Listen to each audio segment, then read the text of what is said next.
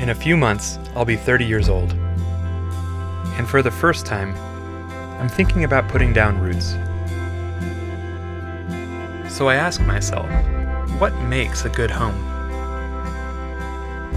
Since 1970, the average house size in the United States has doubled. But for some people, bigger isn't necessarily better. I heard about these people who live in tiny houses, and I wanted to know more. You know, I guess the primary asset that comes with a small house is freedom. It's really just, the world gets a lot bigger when you're living small because I can afford to do a lot more things now in terms of both cash and time.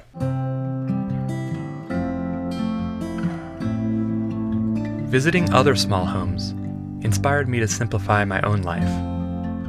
I set out to build a tiny house and establish a place in the mountains. Drill bit, hangers. What are you most worried about with the tiny house? I'm really worried about finishing the tiny house. This project is harder than I expected.